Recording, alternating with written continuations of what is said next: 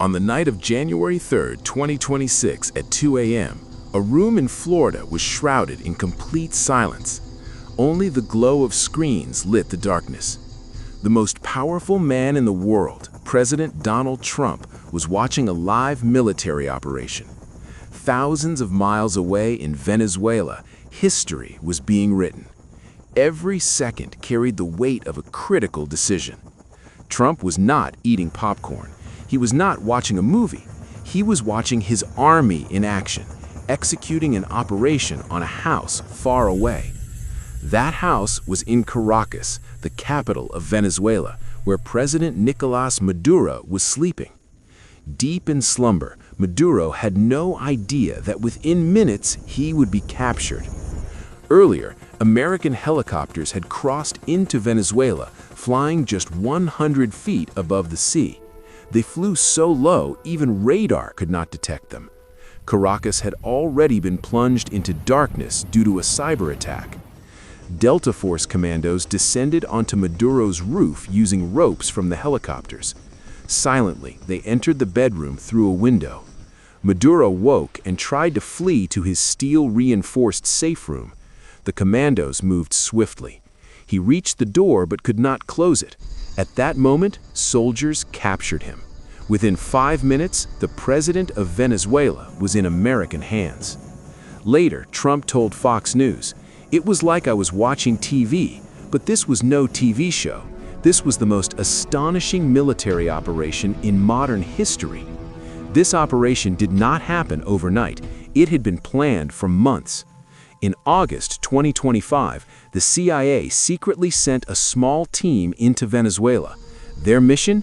Track Maduro's every move. Where he lived, where he traveled, what he ate, what he wore, even his pets. An insider in the Venezuelan government provided real-time information to the U.S. It sounds simple, but the mission was extremely dangerous. The CIA team had no diplomatic cover. If caught, the U.S. could do nothing officially, just like in the movies. The stage was set. It only needed a trigger. In November 2025, Trump called Maduro. "Give up power and the country. It's the best thing for you." Maduro refused. Secretary of State Marco Rubio later said that generous offers were made, but Maduro rejected them. Preparations for the operation escalated. The U.S. built an exact replica of Maduro's house in Kentucky.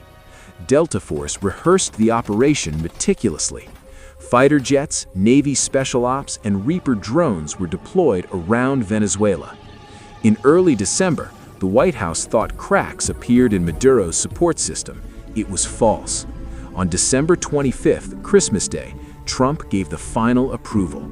Holidays were chosen because many Venezuelan military personnel were on leave. Bad weather delayed the operation. Finally, on January 2nd, 2026, Trump gave the go-ahead at 10:46 p.m. The operation the world had never seen began. Over 150 U.S. military aircraft departed from 20 bases. A cyber operation cut electricity to all of Caracas. The city plunged into darkness. Radar and air defense systems were destroyed. Helicopters advanced safely. They flew just 100 feet above the sea. They reached Maduro's compound.